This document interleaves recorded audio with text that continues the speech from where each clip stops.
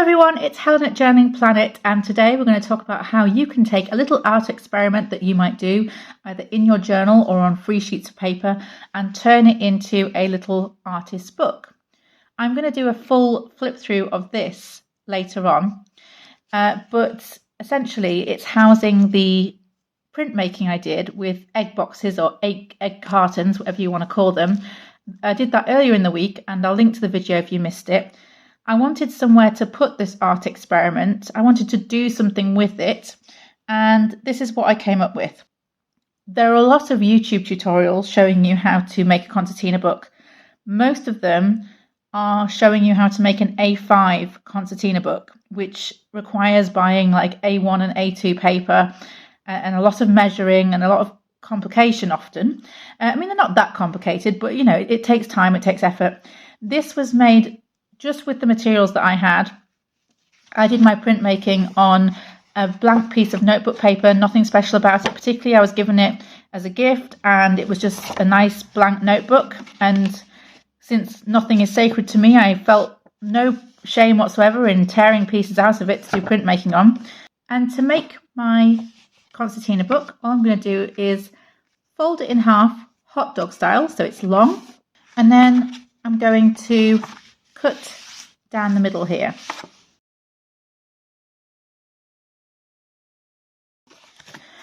That gives me 2 sheets of paper to weave together. I'm not going to weave them together yet. First of all, I'm going to start folding my concertina. I'm going to fold in half.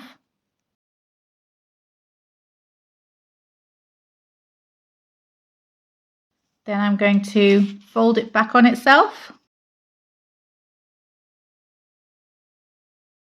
And then I'm going to fold it back on itself again.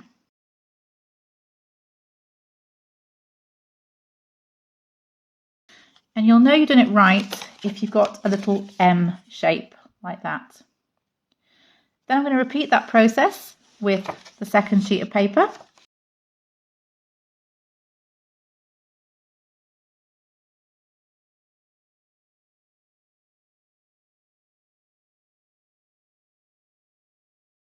Now, traditionally, when you would make a concertina, a bigger concertina book than this, you create tabs at the end of each sheet so that you could essentially wrap them around, link them over and glue them together.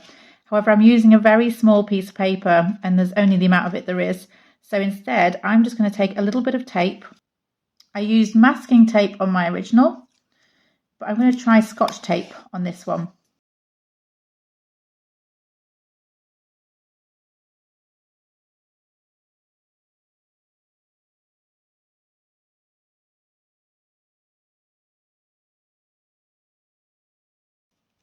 So as you've just seen, it's very easy to refold the concertina if I don't like the direction it's going in. From this point forward, all I need to do to make my book is to get 2 slightly bigger pieces of stronger card. I just used some cardboard that I had in my stash that had come with a package, but you'll often find that the back of notepads have thicker card on them and you can just use those as your board. And you can cover them in scrapbook paper or decorative paper. I actually wanted to leave mine with a more rustic look and have just the plain cardboard. The reason they're cut slightly bigger than the pages is so that the pages inside are protected. So that is a kind of functional reason. If you wanted to add a closure, as I have, you simply, when you get to the back cover, put the ribbon down before you get to the back cover and then glue it between the back cover and the last page, and that will make your closure. It's really, really straightforward. If that sounds a little complicated, it'll become more obvious when I do the flip through. So that's how I made the book, and I made it out of a little piece of paper that I just had lying around. This one is some of the stamping that I did with the egg box, and the same is true of what's in here. So I'm just going to open the closure now. This was a bit of ribbon that I found at a thrift store and it did not cost me very much. I think it was a big tin of ribbons and it cost me £1 for the whole tin. So it was very reasonable. So on the cover, it's a little piece of junk mail and one of the stamps that I cut, and I just went around with a white acrylic marker that has actually seeped quite strongly into the egg box material, just to highlight where the cuts were. That said, I don't mind that it's soaked in like that, because it kind of gives it a kind of ghostly effect. It's just a little bit of highlighting rather than a really strong white line. So the cover was very easily created. Then when I open it up, I've just, on my typewriter, explained what it is on the inside cover. And then I started to use the stamps I'd made to print on different kinds of tissue paper, different colours. And in order to make it interesting or a little bit more varied, I basically hopped around the colour wheel. So I started with pink, and I was like, what's a complementary colour for pink? It's green. And what's a complementary colour for green? It's orange. And then so on and so forth, blue, yellow, purple. And I just finished with the date and my artistic initials, HB, which is to differentiate it from all the writing that I do, with which I mark with my birth initials, HC. So this just differentiates. It's a different kind of working for me. In the background, you can see there is already some stamping there. And that's just done with styrofoam, just cutting bits of styrofoam and stamping them on the back. And then hopefully you can see here, the back cover, the closure is between the back page and the cover. So just glued between those two things. However, because this is an artist book, that's not all. The original printings that I took, that I showed in the video that I made, I cut out and I just put them monochrome on the back pages. And I really like how it looks and how it's turned out.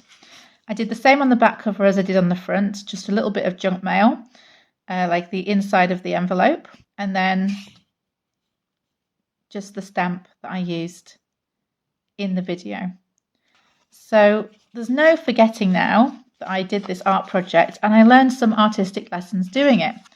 So this is like a little record of the experiment that I did, but it's also something that I can present to people and talk about if they ask about my art. And sometimes they do, and I really don't often know what to tell them. I don't know what to say about it. Sometimes it's easy for people to look at some of the things you've done and the things that you enjoy making than it is to actually try and explain to them, what's going on. So that is how I made this little art book, and this is a very short video because it's not a complicated process. You can scale this up if you want to. You can make it more sophisticated. You can use richer materials, but I just wanted to show you something that had been made with literally anything that was lying around my desk, including, pieces of junk mail envelope and pieces of cardboard that had come in packing materials. You don't need a lot of money or resources to make an artist's book. And you don't even need big pieces of paper, as I've shown you with this. So this now is going to sit in my stash, and when I want to do another mini artist book, I've already got a canvas to work on, and all I've got to do is add the board and the closure if I want one. I hope this video has been interesting for you. In the comments, I'd love to know if you've ever made an artist book, because this is my very first one. So I'd love to hear about any ideas you have for them and what you found out about your own art and your own process through making them. Have you ever made one? Maybe not. And if you haven't, maybe you could tell me what you would make it about if you did that.